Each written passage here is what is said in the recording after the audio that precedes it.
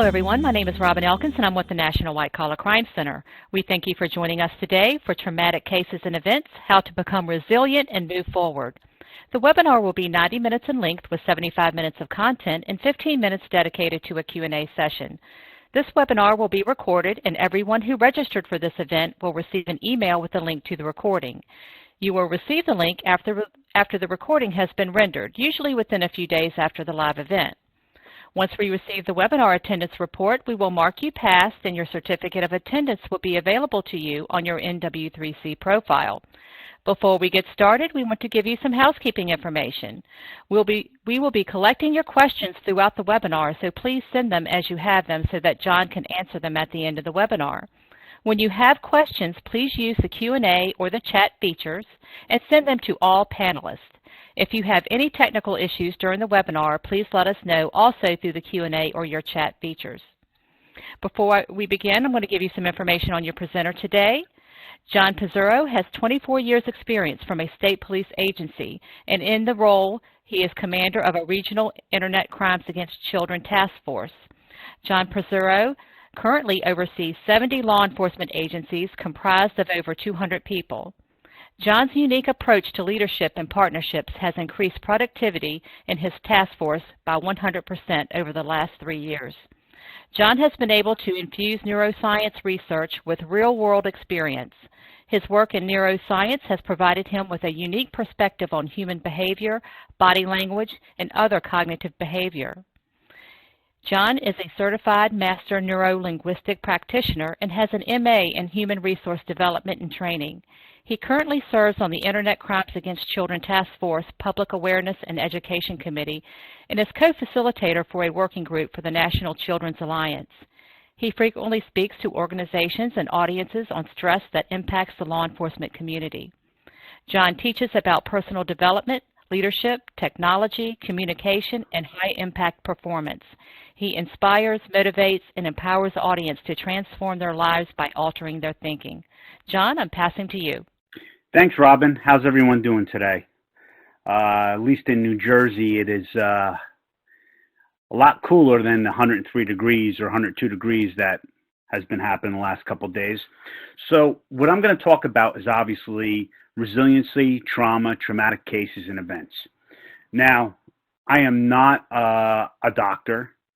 However, I have a lot of people that I've become friends with over the last several years, neuroscientists, doctors, to research exactly what happens, especially for us folks that are out there helping so many people. And it's insidious, and a lot of times we don't realize how we're impacted. Over the course of our career, we're impacted significantly. For me, for example, I spent time in homicide, I spent time in corruption, organized crime. Not there's not any organized crime in New Jersey, but the reality is that they're all little chinks. So from going to autopsies to seeing horrific images to, for example, even one time, doing a search warrant, and it's during Christmas time, and unwrapping the kids' presents because that's where the individuals hid drugs. Everything impacts us in a certain way. But with law enforcement and a lot of the things that we see, and not just law enforcement, but whether you be a victim advocacy group or you're dealing with victims, there's things that we carry on that we don't realize we're carrying on. So what I'm going to give you in this webinar is real facts from some real people, and I'll cite them, as well as some of the things that I personally do to help me. So we talk about trauma, fatigue, stress. We all have these things that are going on a daily basis. And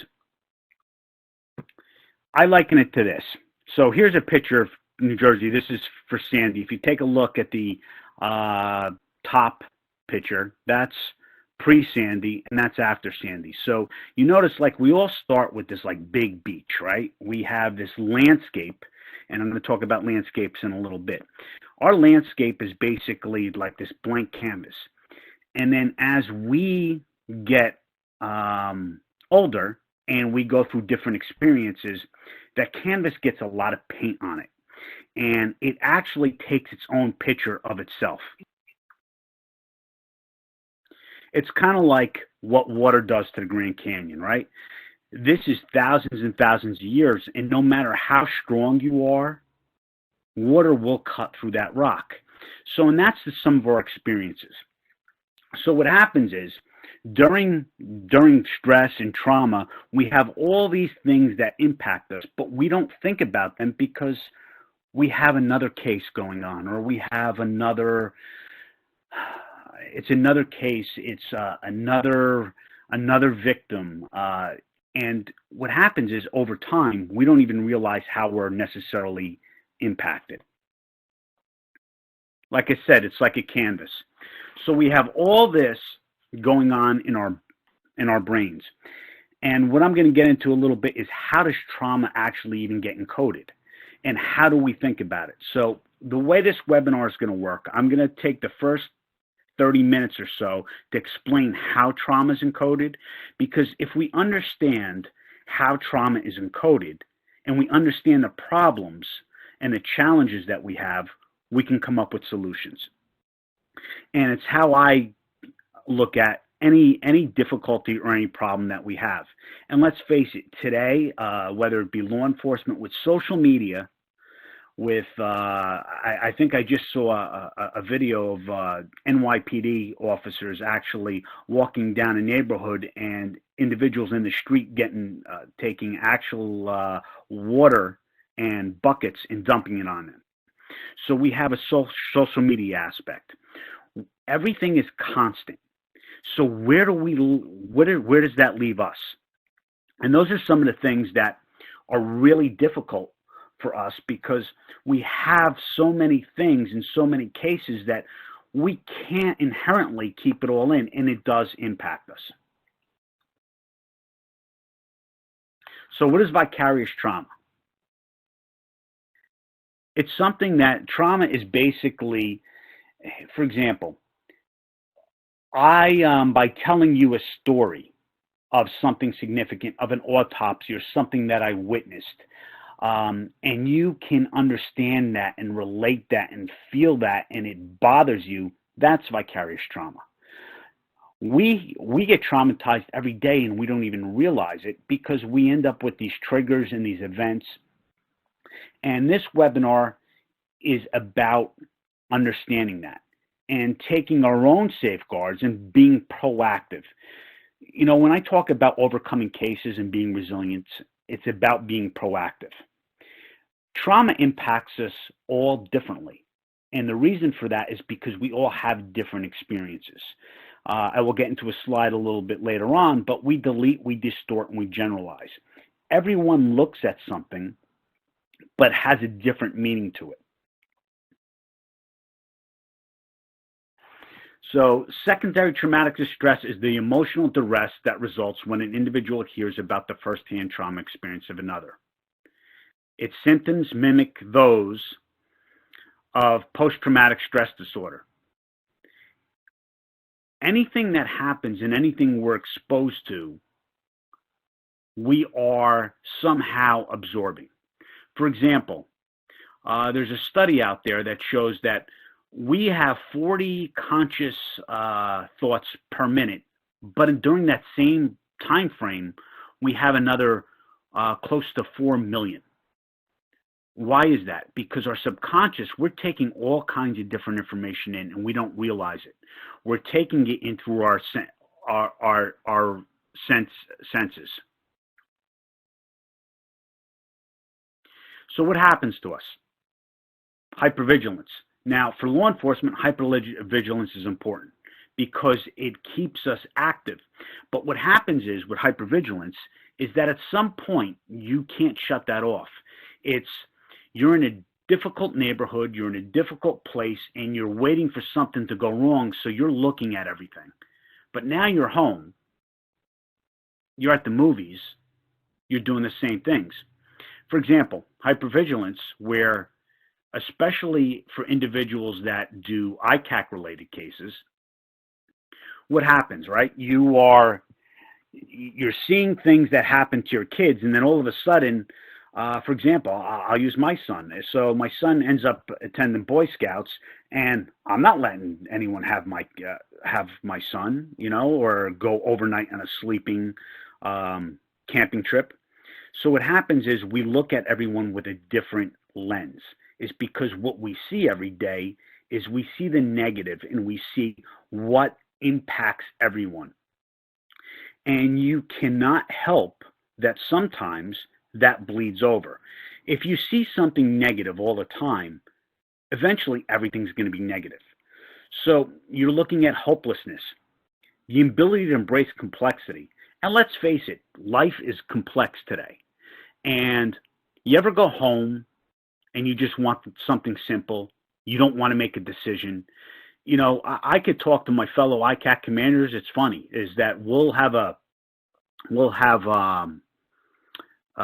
meeting, and you have about 40 ICAC commanders sitting around because no one wants to make a decision, because that's what everyone does every day, make difficult decisions. So even as something as simple as dinner makes it difficult because we're so used to that. It's the inability to listen, avoidance of clients. Let's face it, if you're hearing about everyone's problems and issues every day, are you likely to do that when someone at home is trying to talk to you? Anger and cynicism, sleeplessness, fear, chronic exhaustion, minimizing guilt.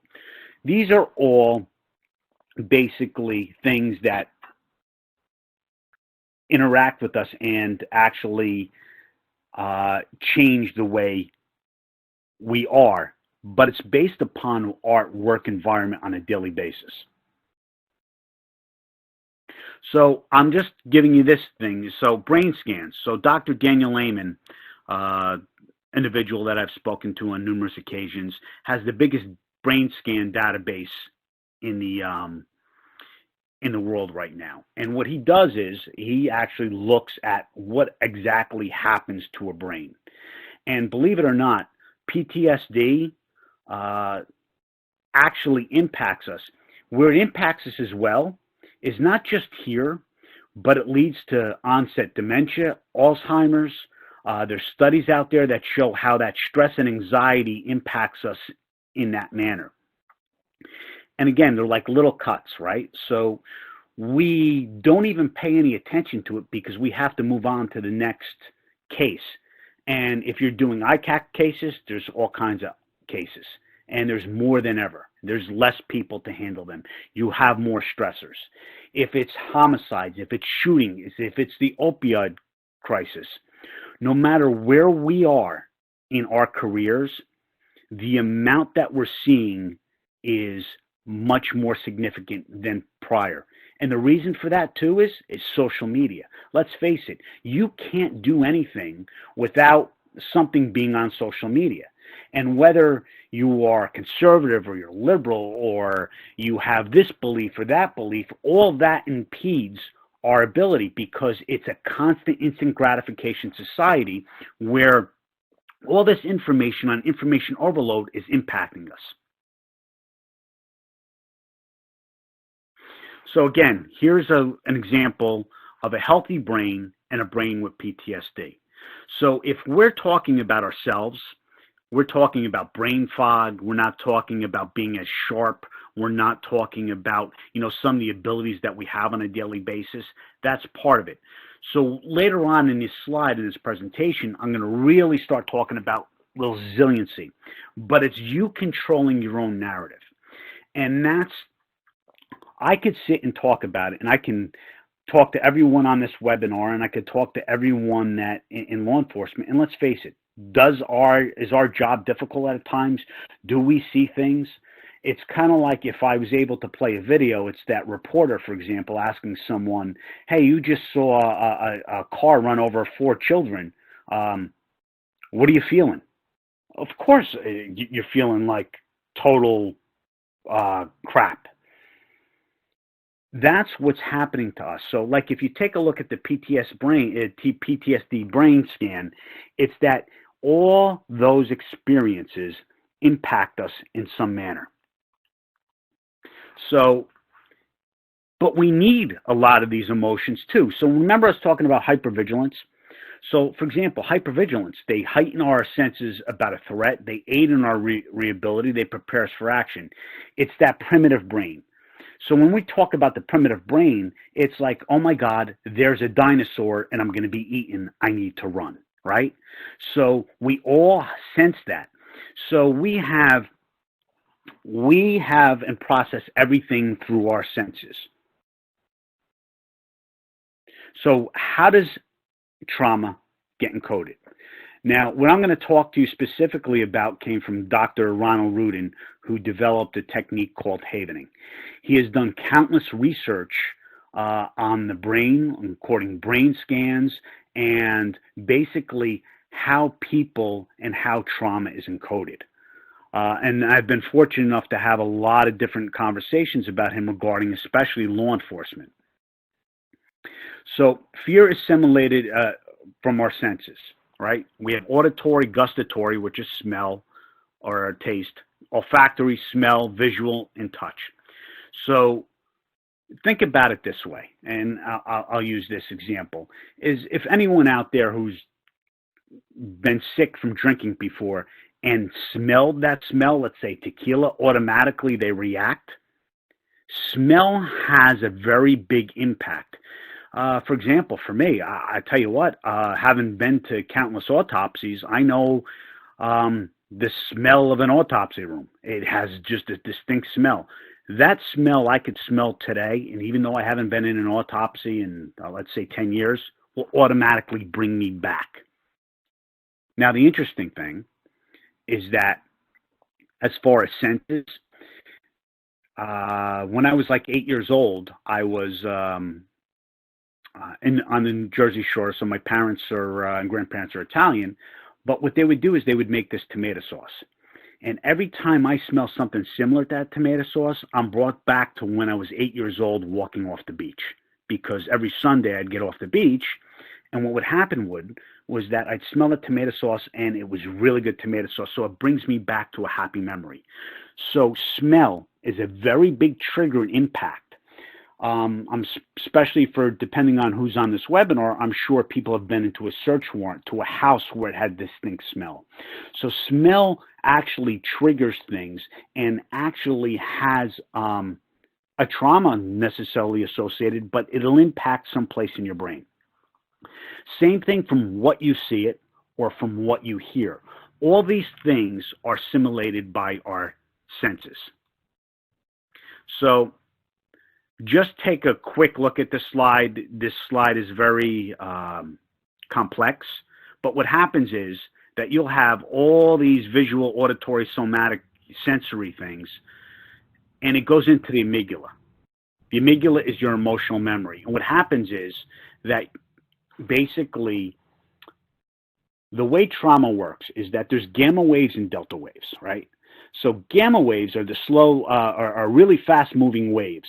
So what will happen is they go into the amygdala and they'll actually encode trauma, as where delta waves will actually slow and change the context. So basically, think of your brain and being encoded for your computer people out as zeros and ones. There's different things that get written within your brain based upon our senses.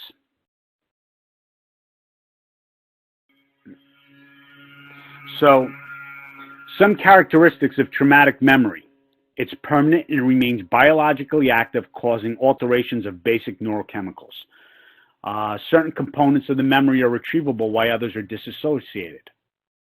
It's synaptically encoded in the amygdala. So that's the most important thing, is that actually trauma does get encoded. And we don't realize that, is that we see something, we don't pay it any attention, but based upon the context and how we interpret it is very important, because as I get to it in a couple more slides, I'm going to be talking about meaning.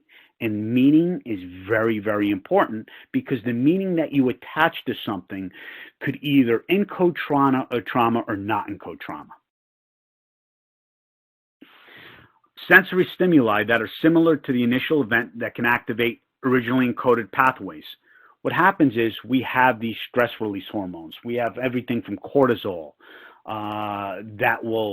that impact stress. Remember the primitive brain and how I was talking about it, is that this is all neurologically. We're built a certain way. Sometimes these pathways can be activated without conscious awareness, hence the smell. I mean, because I'm not consciously thinking about me being at 8 years old on the beach, but all of a sudden, as a good memory, I smell that and I'm brought there. I am not thinking about the time I got sick drinking tequila, but yet I smell it, I'm brought back there. So there's a lot of times that we might be walking at something, and I'll use this example. So let's say you're 8 years old, 9 years old, and you're riding your bike, and all of a sudden you hit something and you fall over and you break your leg, and it turns out that it was over a blue mailbox. Now, you might not realize this because you're not consciously thinking about it, but for whatever reason, at that time, you associated the color blue with pain. Now, all of a sudden, I get you to sit down on something blue, or I give you something, a blue sweater, and you all of a sudden have a reaction that, hey, yeah, I don't want this sweater. It's because at some point during your life, that blue actually triggered to something that happened, but you're not consciously aware of it. The other thing is, the more you're traumatized and the more you don't deal with it, the more susceptible you are for future trauma. So here are 4 things that you need to encode a traumatic memory. You need a landscape, and I'm going to explain each one of them. You need the event. You need an escapability and meaning. So if you're able to change any one of those 4, you can get away with not having trauma encoded. And for me, one of the biggest things I use is meaning, because it's how you look at something will actually, if you look at something that's completely devastating.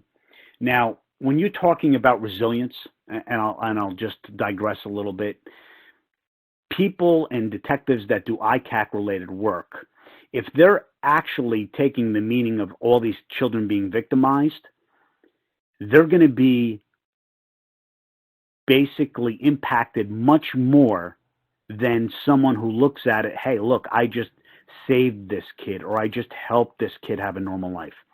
So meaning is very important, and I'll explain further each one. So the first thing is you have the event.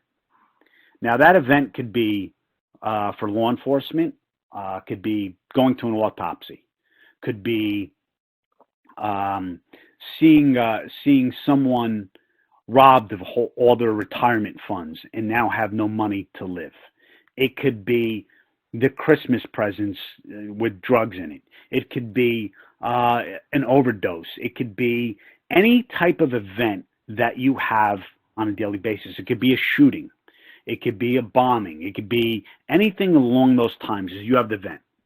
So when you see that event, it causes a change in neurochemical levels. And it could be in the first person, second, or third. So remember when I was talking about waves? So what will happen is in that event, when you see that, there's these waves, delta waves and gamma waves. So it contains threatening content, complex content, and context. It depends on how the event translates to you. And let's face it, there are people that are more resilient than others. You can get 5 witnesses, and 5 witnesses will give you 5 different stories. Is why? Is because they're impacted all differently by those circumstances.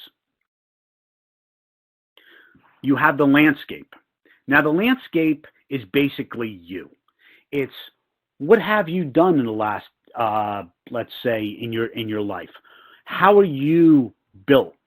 Are you built a certain way? Do you have a lot of things going on in your life that will make you even more susceptible? For example, let's say you see something traumatic, but at the same time you're moving, going through a divorce, and you just lost your job. You're going to be much more vulnerable. You're not going to be as resilient. So it's the landscape is basically the state that you are on any given time. Do you have acute anticipatory stress? Do you just stress normally about paying the bills? So all these things will actually impede or will actually assist in actually having trauma encoded. Now, if you take someone who, let's say, meditates, who's pretty healthy, who has no other stress, and sees something, sees an event, they are not going to be impacted like someone else who hasn't slept in 4 days, is worrying about paying their bills, and doesn't know when their next meal's coming. You're talking about that landscape. So automatically, that landscape that that person has is different. So there's chronic too. There's from poverty, there's illness, being sick. So that's your landscape. And the more difficult or the more your landscape isn't really beneficial to you, the more likely you're going to be susceptible. Now, here's my personal thing, and it's meaning. If you ask me, meaning is one of the most important things that you can have in anything. For example, anything challenging, and we all have challenging things. Couple things is I change my language, and I'll talk about that a little bit before. I don't use the word problem. I use the word challenge. I have a different meaning for things. So I ask myself questions. Well, what can I learn from this? How can I grow from this? There's a thing called like mindset. And you can have a growth mindset or a fixed mindset. Fixed mindset, everything is happening to you. Growth mindset is that everything is happening for you. And it's a learning experience. So meaning is based on attachment. So, for example, when I see X, this means that. So when I see someone, let's say, get promoted, that means I am not getting promoted. Again, meaning that you attach to it is significant because that's going to alter your landscape. It's going to and it's going to encode trauma. Without attachment, there is no emotion. Meaning that if I don't attach a specific meaning to something, the likelihood of it being traumatic all of a sudden is reduced. What meaning you have and what meaning you attach will actually alter how you look at things. So, for example, in a child exploitation case, I look at it as children being saved instead of children being victimized. Because we all can see it from that side, but meaning that our job is purposeful. That's why if you notice that people that are really resilient, that have a sense of purpose and a sense of meaning beyond where they are ultra resilient. It's because of the meaning. It's the threat of loss that produces emotion. It's, for example, oh my God, this just happened and I am not going to survive. Think about it this way. Is that what about shootings and police officer involved shootings and getting shot? A lot of people die not necessarily from the gun wound, but from the shock associated. It's like, oh my God, I just got shot. I'm not going to live. Meaning has a significant impact because the meaning you put into something is going to be your result in what you believe. And I talk about belief in a little bit more in a couple more slides. So, loss of attachment. And here are some things that can happen. Abuse, stroke, loss of limb loss, illness, because we all attach something. Family using it, friendships, coworkers, pets. So when you lose something, or you loss of status, for example, law enforcement, one of the biggest stressors in law enforcement that a lot of people don't talk about is that all of a sudden I go from, let's say, a chief of police of 30 years, and all of a sudden now I'm John Q. Citizen. I've just lost my status. And I've lost my identity because my identity was tied into being a police chief. I have nothing else other than being that police chief. So, and that leads to excommunication, shunning. So loss of attachment is very big. Now, the meaning you put into that is even bigger. So types of threats that are learned, innate, escapable, inescapable, abandonment. These are all things that impact us on a daily basis. Darkness and nighttime. So even for us, is that this is happening after we're born. You know, depending on whether we're running down the street and we fall. You ever notice a child, how resilient a child is? They'll fall down, and whether they cry or not really depends a lot of times on the adult. So if the adult automatically runs there, oh my God, are you okay? All of a sudden, that individual says, oh my God, I just got hurt. Maybe I should cry. But what we do is we program ourselves. And that's a lot with even NLP. One of the other, and the fourth thing is inescapability. The perception, or either conscious or subconscious, that you're trapped. So if you're trapped, you have inescapability. The meaning you attach that, oh my God, this is horrible and I'm not going to be able to survive. The landscape that you already have basically is that everything's going bad for you in your life. And then the event that you see, all those four things will encode trauma. However, if your landscape is really good, if your meaning is really good in escapability, all those four things can help you not encode trauma. So why are events traumatizing to some and not others? It has to do with a different meaning and a different landscape. And in this webinar, if I can implore you to do anything, it's to be proactive in your own wellness. And it's not just working out and like, okay, I'm going to go to the gym and relieve stress. It's about actually thinking differently. It's about being different and resilient and vulnerable. Resilience is all about overcoming things, and we overcome things on a daily basis. We've overcome rejections and all kinds of difficulties in life, and everyone has them. But what meaning do you attach to that? And we all have our own resources and our own ability to overcome things. Sometimes we don't believe we do, but we are resourceful people, and we do have that ability to overcome anything. We always have options. And sometimes we have a disassociated traumatic memory. You know, thoughts and feelings and sensations that are experienced when activated by subconscious that arise from abnormal retrieval.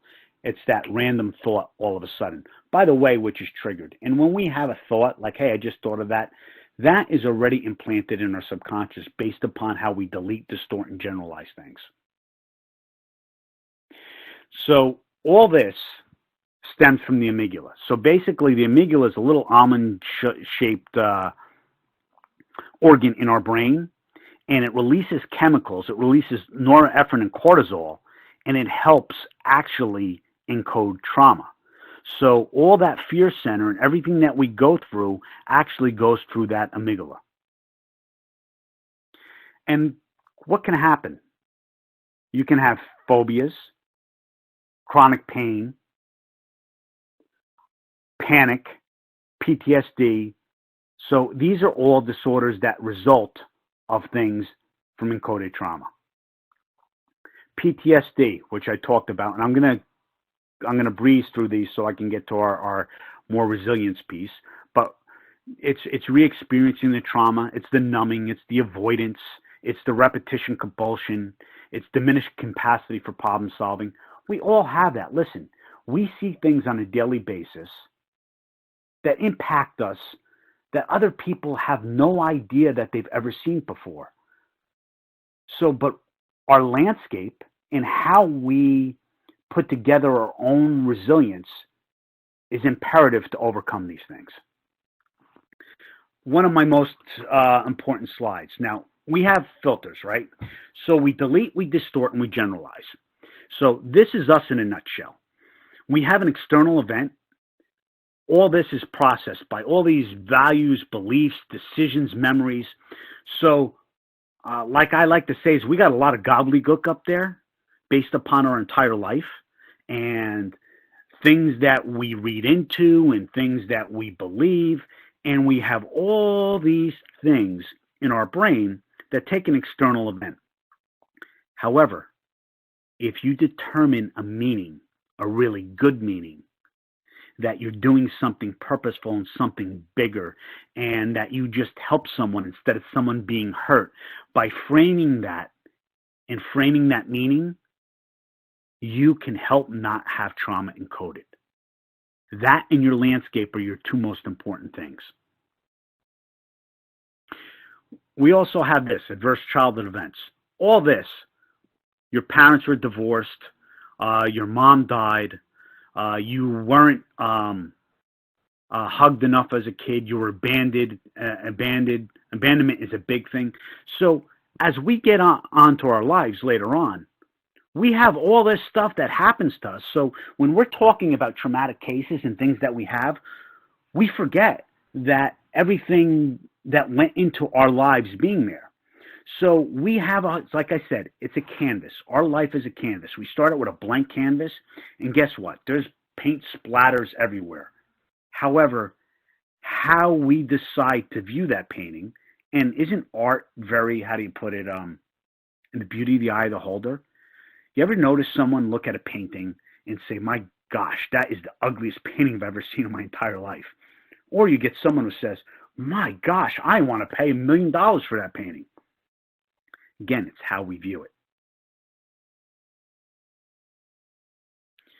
So as I was talking about the limbic system, again, this is our primitive brain. And I'm just going to, again, go through this slide again quickly. Basically, the amygdala and the sensory input of waves in our brain, that's how kind of trauma is encoded. So let's take a look at this picture. Now, start with meaning. Is this fear or joy? If you take a look at this picture, and I've shown this picture to a bunch of individuals, some people say that the dog is going after the kid. Some people say the kid is playing with the dog. Your meaning that you attach to it is going to create trauma. Now, if you were thinking about, oh my gosh, that dog is going to rip that kid's leg off, I got to go help him. Or you're like, oh wow, isn't that cute? Look at that dog and the boy playing fetch with his dog. It's how we look at it, and because how we look at it, how we interpret it, and how we define it. So for us to be resilient, we really have to look at it through a different lens. Speaking of lenses, we'll go through this. Hold on. So again, this is some of the things that we're looking at, and this is what happens with fear. So increases our ability to store and retrieve events, pupil dilation, increased muscle strength, hence sensory awareness, heart rate. All this is that survival activity, that or fight or flight. So this creates post-traumatic stress. And in some way or shape, we've all seen traumatic events. And again, some people are impacted, some people aren't. So how do we develop resiliency? It's about overcoming it, right? It's about looking at it differently. So I talked about meaning and what lens we look at. So I'm going to talk about how we look at things. I'm going to talk about some of the language we use, and I'm going to talk about anchors. These are all things that me personally use because you have so much going on today. And again, it's the lens that we look at things and the meaning that we take in. So for my case, is that my landscape is different and my meaning is different. And I also don't believe that anything is inescapable. Everything is, when I don't believe that I can't escape anything because I have all the resources that I need to overcome everything. It starts with self-awareness. So let me ask you, where are you? Are you stressed? Are you, when you see things, are you getting angry? The signs that we have, and we can go back and look at some of those slides later, but it starts with self-awareness. If you say, hey, you know what? I'm kind of a little short right now. I'm a little angry. I'm not sleeping. I'm really in a brain fog. I'm like, oh my gosh, you know what? I am stressed. So the idea is that, for example, everyone has their place, let's say their happy place. Let's say it's the beach, or let's say it's fishing, or let's say it's hunting. Let's say it's going for a run. But the idea is about that self-awareness. It's knowing when you have your own personal tipping point, and you know what? It's taking that time to, you know what, back off. And you know what? I'm not going to take this on. I need to take care of myself first. Everything starts with self-awareness.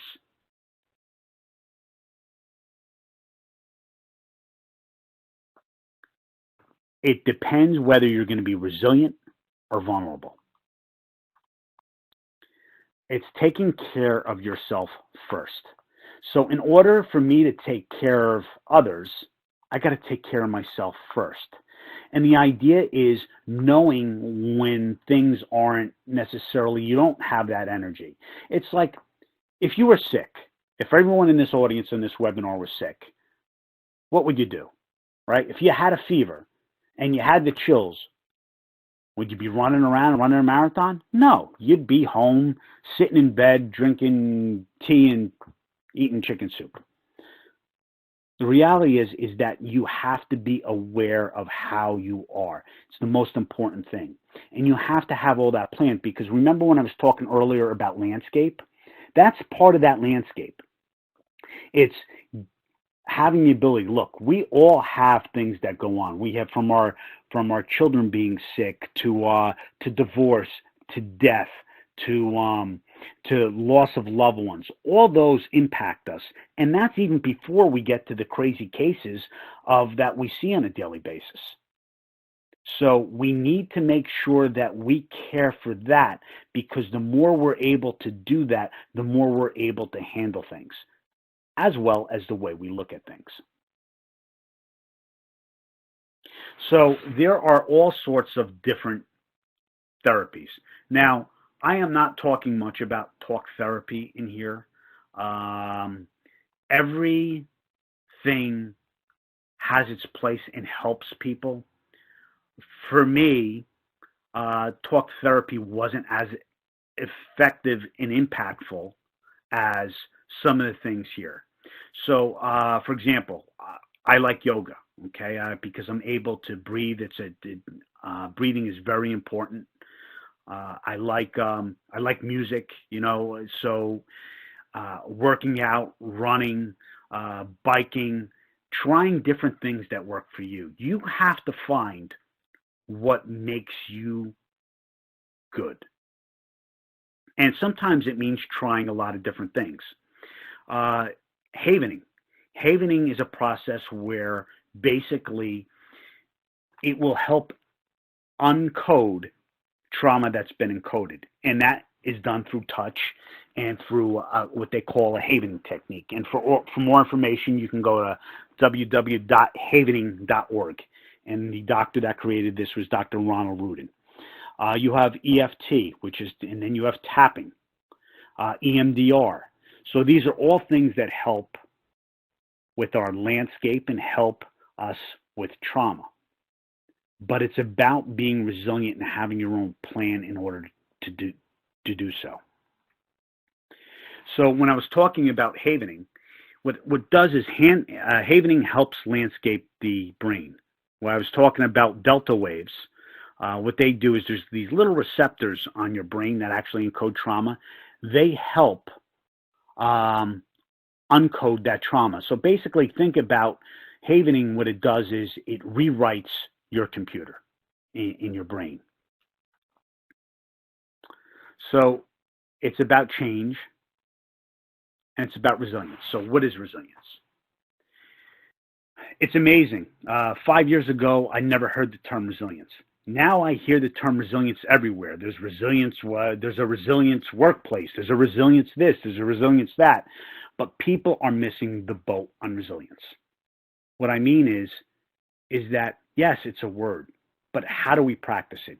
It's about being flexibility. It's about being adaptive and being able to transform. It's about bouncing back. It's about persistence. It's about renewal. Resilience is you taking control of your life and putting yourself in a position that you are going to be minimally impacted by any cases that you see. For a task force and for child exploitation, I see a purpose. I see individuals actually going out and doing things and changing people's lives for the better. I don't see the countless arrests and what the people are doing to the children. I see detectives, I see civilians, I see advocacy people that actually go out and give everything that they have in order to help people. So that's how I choose to look at it. It's being able to withstand or recover quickly from difficult conditions. That's resilience. When you're vulnerable, you have low self-esteem, you're overly empathetic, your difficulty in regulating emotional responses. So think about when you're stressed. And a lot has to do with breathing too. So if you breathe deeply, your breathing is going to actually impact you into feeling better. Think about this. If you're breathing shallow instead of breathing full, and the position of your body, like, for example, Amy Cuddy does a talk on body language. And what she does is the thing called about a power pose. If you want to change your emotion, you can change your body language by keeping your chest out, your shoulders back, and actually walking and breathing. The more oxygen that you have, the better you're going to feel. Notice someone who's upset. Their eyes are down, for example, because what they do is kinesthetically they're checking out their feelings. When they're not feeling that good, they're slunched over. The idea is by even changing your posture, you can change how you feel. People that are resilient have the ability to regulate emotional responsiveness, but they're aware. Like if I'm upset and I know I'm upset, well, you know what? Then I'm going to take certain precautions or certain avenues to do in order not to feel a certain way. You know, someone's resilience optimism. Is the glass half full or is it half empty? They have the appropriate attachment behavior. They're active in problem solving, and a sense of being and of self-love too. They have and feel like they have control. So my question to everyone here is, what lens do you look at? Very important, because you look at things, the things you change. So for example, we all have different lenses, and we see this all the time. Is it a problem or isn't it a problem? It's not what you look at that matters, it's what you see. Henry Thoreau. So this has been talked about forever. Like we can all look at certain things. Again, what I've trained myself to do, and is it difficult? Yeah. Do things happen negatively? All the time things happen negatively. Do cases happen negatively? Yeah. Do you see things on a daily basis that you wish you didn't see? Absolutely. But it's how you look at it what matters. It's the questions you ask yourself. The quality of your life boils down to the quality of questions you ask and how you frame it in your language, because that's how the patterns work in your brain. So for me, if I look at something as, oh my God, this is bad, or, okay, this isn't the result I wanted, what can I learn from this and how can I grow from this? It's a different viewpoint. Again, it's how you look at it. Do you see a child that's damaged, or do you see that a result of you doing what you do, a child surviving and thriving? So when we talk about uh, trauma and stress, our landscape and our meaning that we attach to something is very, very real. It's making a single choice every day. How do we want to look at the world? And you might say, okay, uh, this is hogwash. And I'm not saying you go sit and look in the mirror and say, I'm happy, I'm happy, I'm happy, I'm happy, I'm happy, I'm happy, I'm happy. Obviously, you're not happy if you're doing that. But you do have the ability and the resources to look at something differently. We all do. Every one of us can take the opportunity to look at something, and whatever meaning we have is what will happen. We determine that meaning, no one else. We have the ability to change that. No matter what you do, it's up to you to change the meaning that you attach to it. Again, you can take a look at the same picture. Is everything gray and dreary, or everything is sunny and bright? Now, is everything sunny and bright? Absolutely not. Do we see things that are extremely difficult? I mean, like I said earlier, I've seen autopsies. I've seen things that I wish that no one has to see ever.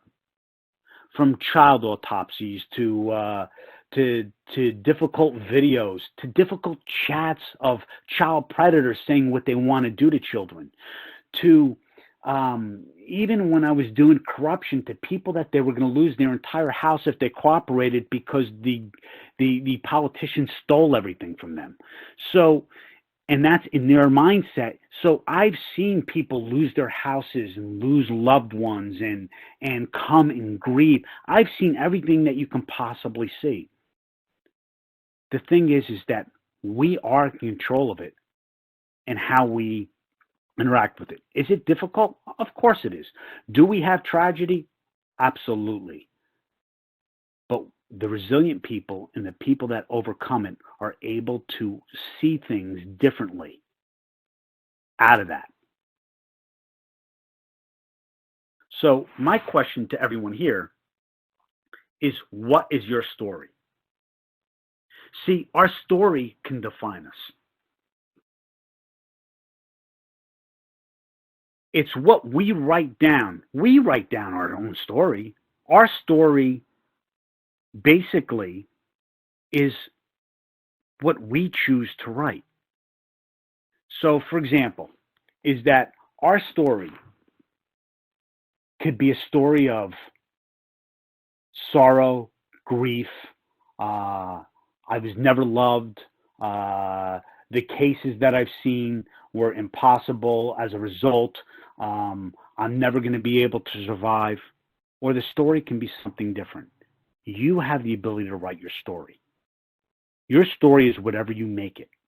And what happens is, over life, that story becomes even more problematic because that story ends up defining us. If you look at the most successful people and you look at the people that survive, it's because of the story. And there's countless examples, from double loss of limbs to Olympics, to the individual in Utah who cut off his arm because his arm was trapped in a rocks. He defined his story. Every one of us write our own story. We have the ability to sail it in any direction we want. One of the things, as far as the resilience piece, and is about writing things down.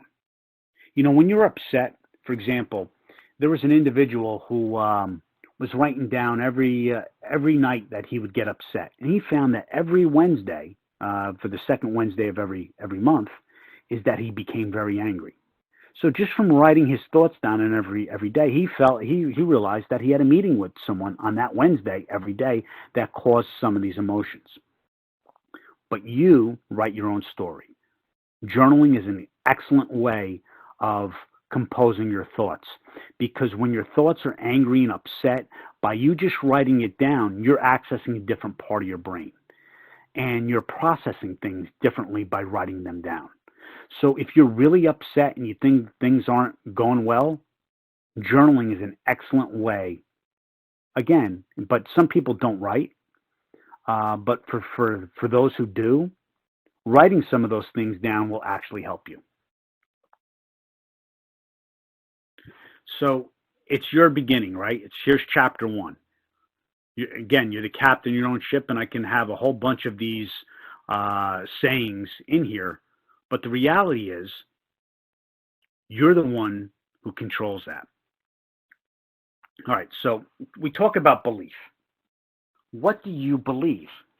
So we have these filters, right? So our mind has all these filters. So our belief is very important. Think about someone who went something traumatic and was going to die, but yet they survived under all circumstances. It's belief. The Search for Meaning by Viktor Frankl. How did people in concentration camps survive and others didn't? Some believed that they would survive. Belief is a very big thing in our own psyche. And if we believe we can overcome something, we can. Think about all the examples that we have. Right? Everyone, there's all kinds of examples of what we have, and belief and how we believe we can overcome something is very good, very big. So, and this is where belief actually impacts us. I'm stupid. Life is a struggle. I hate people. I'm destined to fail. No one loves me. I'm not good enough. I stink. Now, when I get to language, so language is a very important part. Now, language only accounts for about 7% of our communication. However, the meaning it has really defines us, our own self-speak. For example, I don't use the word problem because problem has a negative connotation and negative meaning for me. I use challenge because I know I can overcome any challenge. Problems is something different.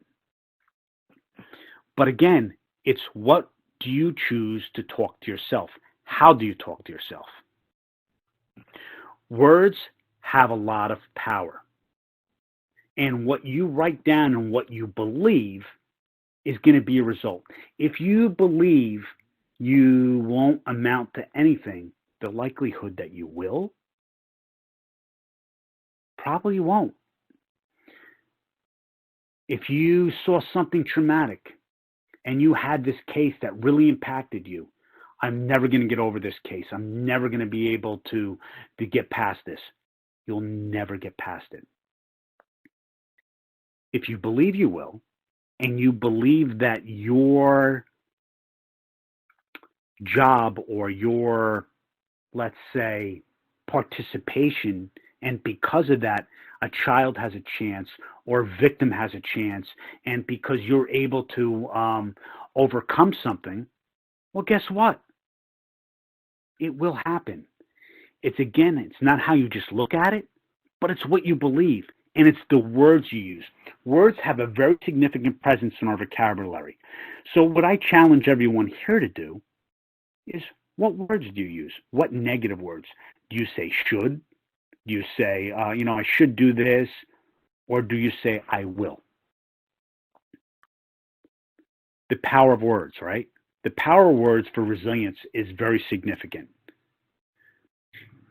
Let me give you an example.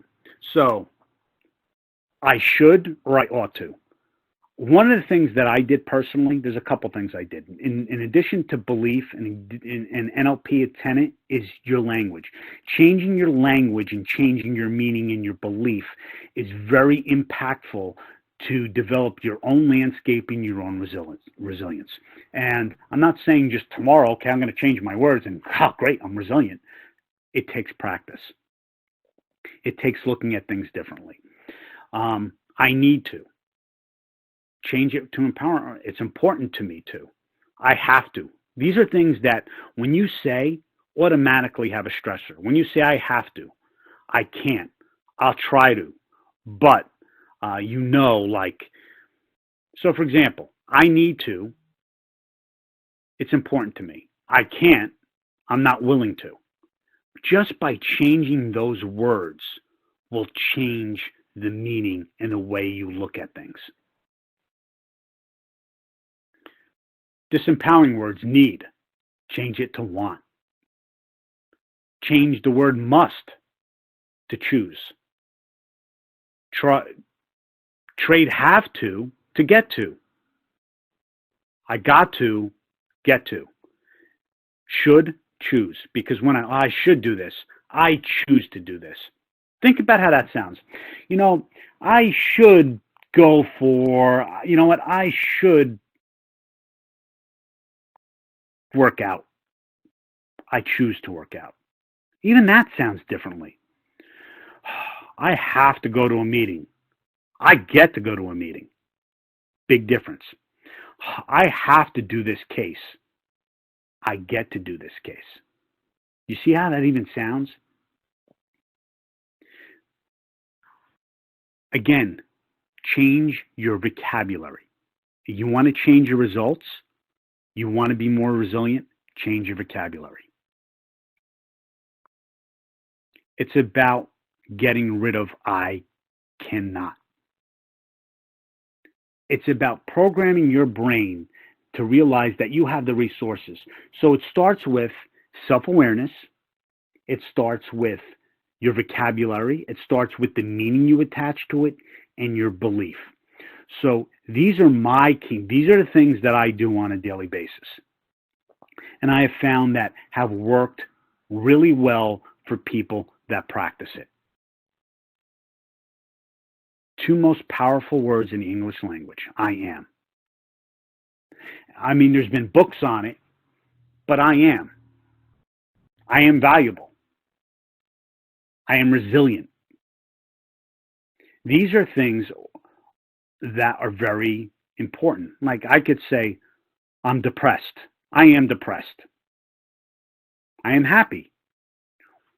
Anything that you put after those words, I am, are important because it's a state of what you are stating that you are. I am valuable. I am able. I am worthy. I am strong. I'm fearless. I am wise.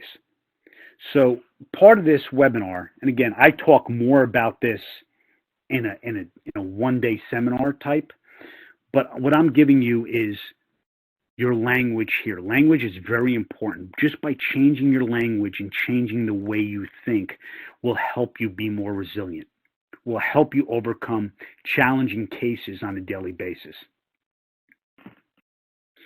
And this is very important because in those cases, it actually helps you when you're in those cases.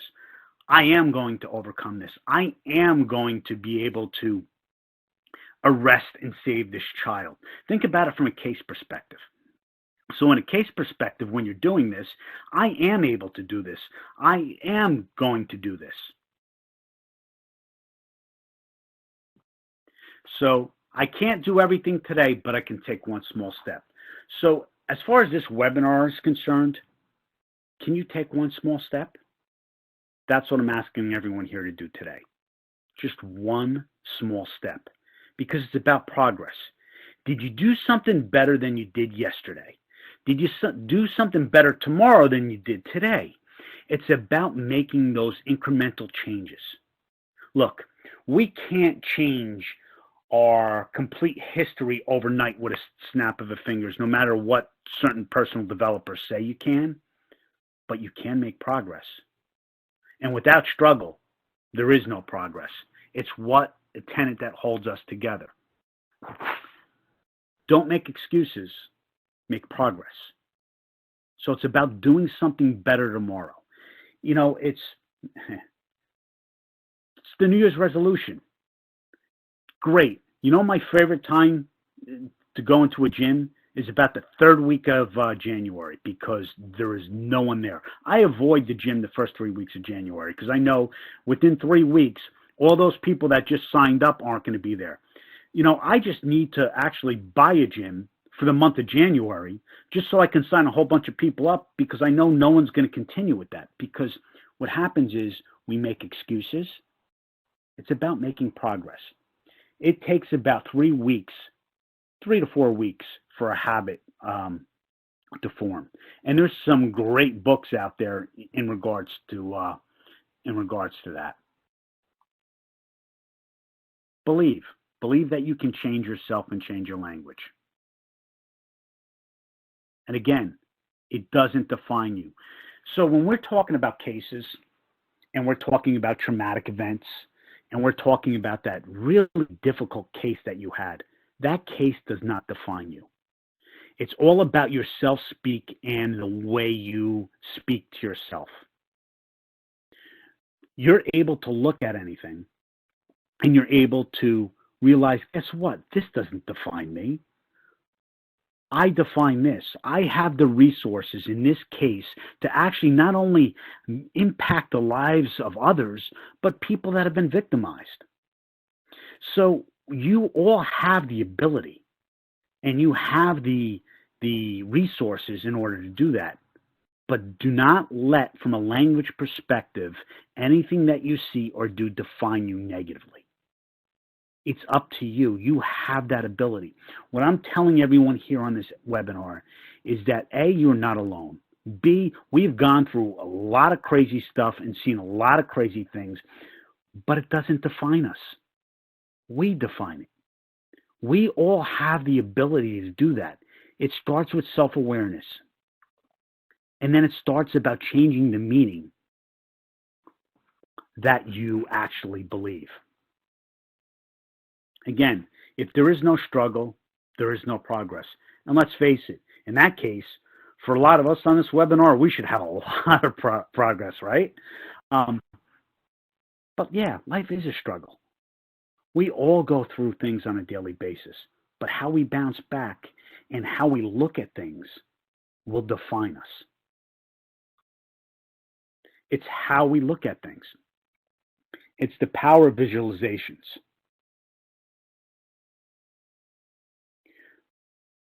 We see the world not as it is, but as we are. And I could tell everyone just to do this,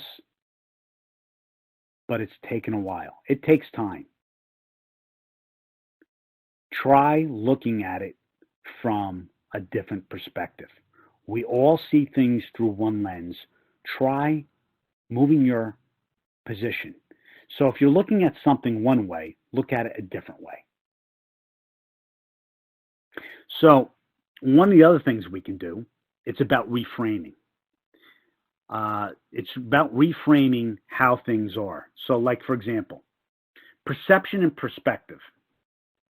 Perception basically refers to the way we think about or understand someone or something.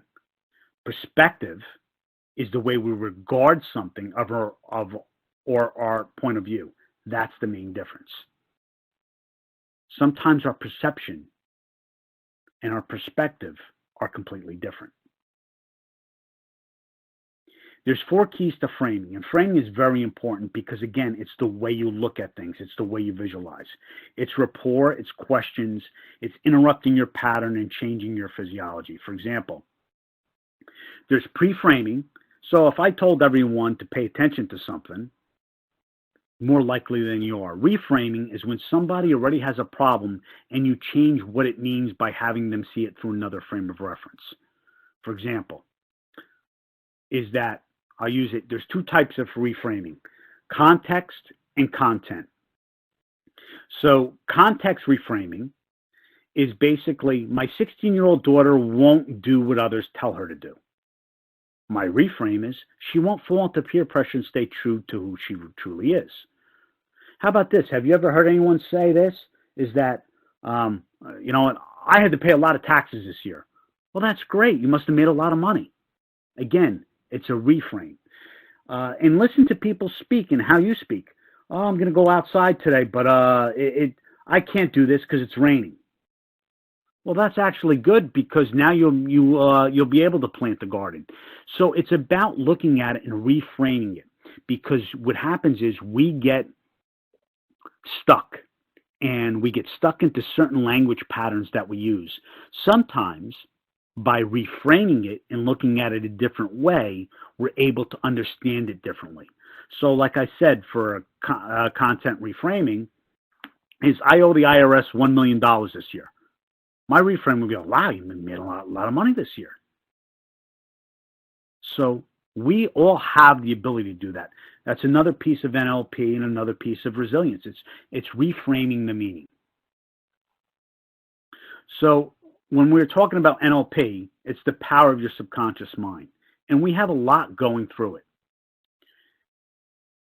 It's about interrupting your pattern. So when someone's really upset, a pattern interrupt is basically Milton Erickson, Bandler, and Grinder created NLP. But what Milton Erickson used, for example, he used a handshake. You ever see someone who's really upset and you tell a joke and then all of a sudden they forget what they were talking about? You have to interrupt your own patterns, right? For example, who here has gone to work and all of a sudden it's Saturday and you're driving and you're on your way to work and you have no idea what you're doing that because subconsciously you started doing that. It means you're on autopilot. As we get dressed, we drive, we walk, we clean our teeth in the same ways. But these patterns can be our downfall. Like all of a sudden you find yourself 9 o'clock at night, all of a sudden have the munchies and you start eating. That's your pattern. You put the TV on, you start eating, and it's disempowering. You can change that pattern by getting up and going for a walk or taking a different way from work. For example, those people that have long commutes and they get upset by being traffic, go to work a different way, come back a different way. The idea is resilience and overcoming things is not doing the same thing over and over again and getting the same result. That's insanity, right? So it's about seeing things in a different perspective and in a different manner. And we don't realize that, but we're not paying attention to that, and that happens to us subconsciously. By interrupting a pattern, it's like that momentary confusion. So basically what you're doing is you're short-circuiting your brain and you're taking something to get you out of a state, especially when you're upset and you just saw something devastating. It's getting someone out of that state in order to get them into a different mindset. Here are some great pattern interrupts. Humor, laughter, great pattern stoppers, going for a walk. Like what I was saying, going a different way to work. If you're stressed, why not try a different way to work? Or why not, if it's nice out, eat lunch outside. These are all things that if you have this routine and you're in the office at 7, you're eating lunch at your desk, you're looking at everything, this is part of your self-care that I was talking about. This is interrupting your own personal pattern where, you know what, I'm going to eat lunch outside, or I am going to get up and take a walk. Those are things to get you out of that pattern. That's very important for us, is to get out of the pattern that we're in, because we can then see things from a different meaning and different perspective. If we're in the same place between 10 hours a day, every day, we're not going to be able to see it differently. We're going to see the same thing, and we're going to have a lot more difficult time changing our meaning to it. When you're upset and angry, sleep on it. Don't send that crazy email. Don't send that crazy response. Wait, to the next day. Again, if you know you're an angry person or you get upset by certain things, well, you have to get yourself out of that environment and not necessarily respond.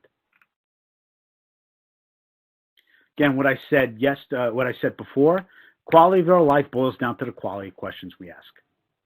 What's not perfect yet? Again, how's it framed? Is this the best we can do? How did you get started?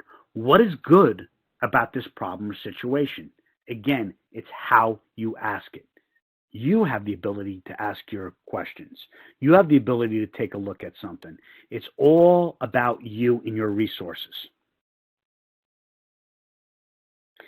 Real quick, talk about a couple things because I'm starting to run out of time here, is that NLP anchors.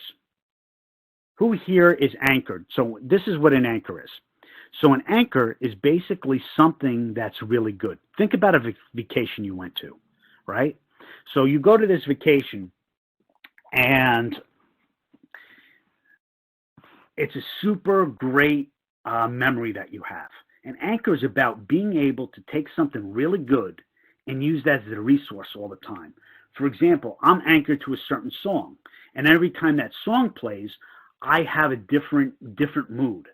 And being in an anchor and how to develop an anchor is really being present during that event and really appreciating it, understanding it, and then taking that all in. For example, everyone here has gone and did something that's really kind of crazy and good. But the idea is to be able to access that feeling. Think about it when you're on vacation and you're in your happy place, whether it be a beach, whether you're someplace else, and you're really ecstatic. It could be a concert, it could be with your friends, it could be with your family, and you remember that memory. An anchor is about accessing that memory. And in my trainings, I'll actually do that. So we talk about associated memory, and you got to do it at your peak. I'm just going to fly through these real quick because we're running out of time. American flag. American flag's an anchor. That's what an anchor is. It's about having an image. What does it represent? What is it? Do you feel patriotic? We all have them. Again, it's about that vacation. Maybe you were your family. Maybe you were someplace really serene and someplace really cool. It's about when you're in a negative aspect or you're having a difficulty with a case. It's about remembering something different to get you out of that state. That's what an anchor is. And there's a way to do it, and it really works. Except I'll have to talk about it more in a seminar type thing where I'll actually get people to actually do anchors live. It's not what you look at what matters, it's what you see. Your thoughts, your focus, and your feelings, they all equal each other. You're more likely to see and find happiness if you take responsibilities instead of complaining outside of your control. I am just going to show these pictures real quick. So we have the World Trade Center. So for the individuals out there that have to look at child exploitation images, that's in color. Now, if you make that image black and white, it's a little bit less. If you make that image really small, the idea is when you see something and see it in color, you need to make it black and white. By doing that, you're able to actually diminish the actual feeling of it. So if you are looking at child exploitation videos and you're able to filter it in black and white, it's not going to be as colorful in your brain. If you're able to shrink it down at the thumbnails in your mind, you're able to actually reduce the severity of it. So how we view things and how we look at things also determine how things are triggered. And until you make the unconscious conscious, it will directly impact your life, and it will call it fate. That's called Jung. And it's about resetting your mind. It's about your perspective. And then finally, look, you could be in that ash. Your resiliency is about that one flower after the whole forest burned. You all have the ability to do that. And finally, what lens we look through will determine our reality and whether we can alter it. I just want to mention, that I'll be doing a couple cognitive interview and communication influence courses. I think one in September in Pennsylvania, and then the other will be in October in Richmond, Virginia. That's actually Fredericksburg, Virginia. Oh, okay. Thanks.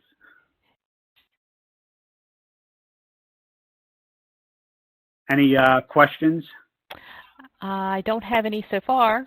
If you have any questions, go ahead and send them now. Since he has finished with his webinar, he's happy to answer any questions you may have. Go ahead and send them now.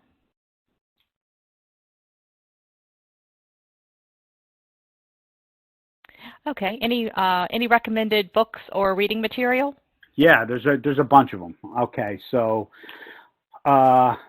Mindset by Carol Dweck, great book. Habit by Charles Duhigg, another great book. So again, it's all about one of the things that you can do and have the ability is by reading and learning new things. It creates a lot more dopamine. So it's about trading disempowering things for empowering things. So rather than sitting at the bar drinking, reading a book and picking up and doing different things will impact you differently. The idea is to give you a different perspective. But mindset is really excellent. Like I said, habit is a really good one. The talent code is another really good one. The author escapes me right now, but again, we have myelin in our brains, and the more we develop our brains and the more we develop our techniques, the more successful that we are in implementing them. And I'll say this, I really believe that language is a very important part. I could tell everyone to go work out and go talk to your therapist, but the reality is that you have all the resources. It's just how you decide to look at it that's going to really change the way you look at your cases. Someone is asking if you could give the website again for Dr. Ronald Ruddy. It's www.havening, havening.org. So Dr. Rudin has created the concept havening. There's a lot of resources on him.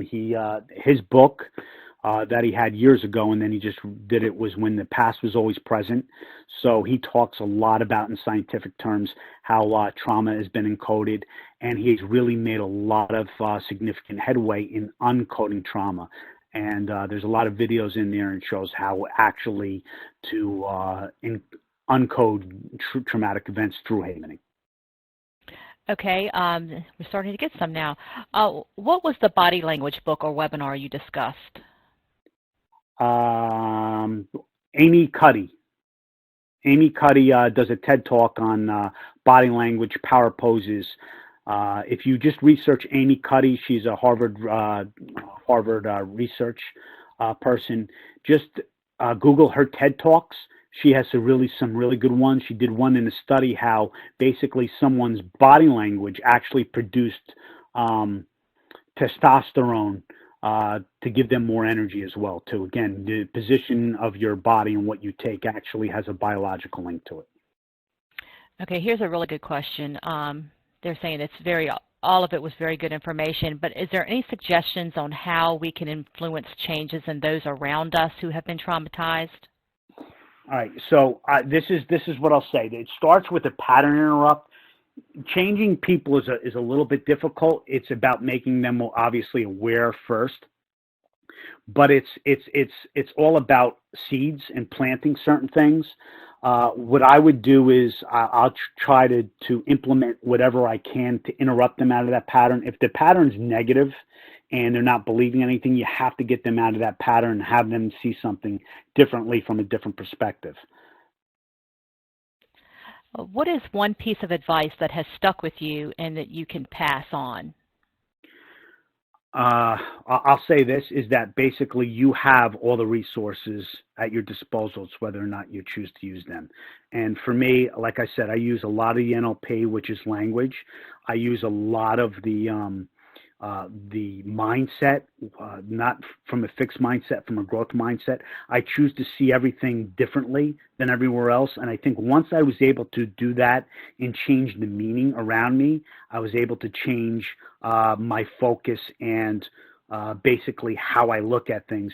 And things now don't bother me because I look at them as from a different manner.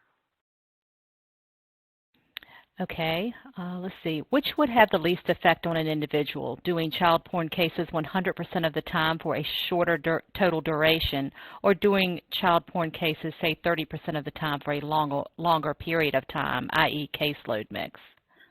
It all depends on the person. Remember when I was talking about traumatic events, they all impact people differently.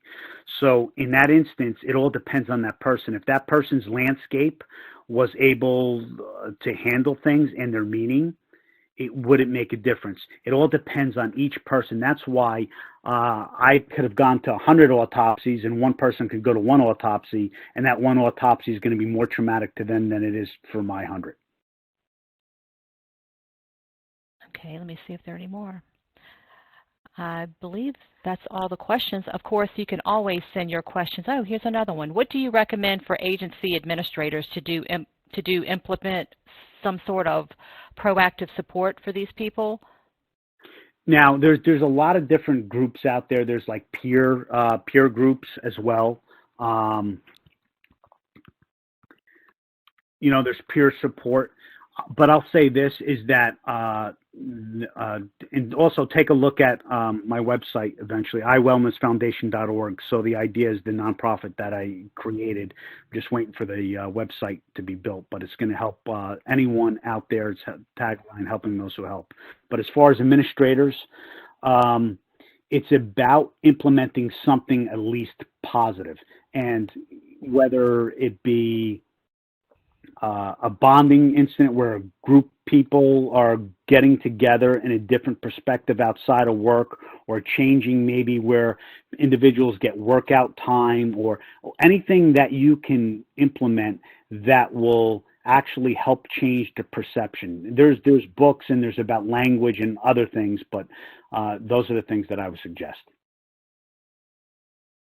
Okay. Does what the administrators implement will cause a fitness for duty issue? Now, it depends. If it's a psychologist, no. If it's a psychologist, yes. But if it's not a psychologist, no. If you're just deciding to put out like a Wellness Wednesday and decide to implement some stuff for language or some things that work on resilience, then there wouldn't be a fit for duty. Now, if I was a clinical licensed psychologist and you hired me to come in there to come up with certain things, and I wrote policies and procedures, then somehow it could be construed that way. Should some people that do not want to perform CP investigations be forced to do so? If they don't want to, I wouldn't have them do it. Because again, because now this is exactly what will happen. So let's say you force someone to do that. Now that person was automatically stressed to begin with. And now he has, when you're talking about encoded trauma, you're talking about an escapability. So now that person feels he has no outlet, he can't escape it. And now he means he's stuck there. So more than likelihood, that person is going to have trauma encoded to them, more so than any other person, because they feel they have no way out. Do you make it mandatory for everyone in these units like Fit Trooper? We don't make, there's a lot of things that we don't do that are mandatory. Basically, everything is suggested. It's tough because every agency in every state is different with the policies and procedures that they have and whatever governing bodies.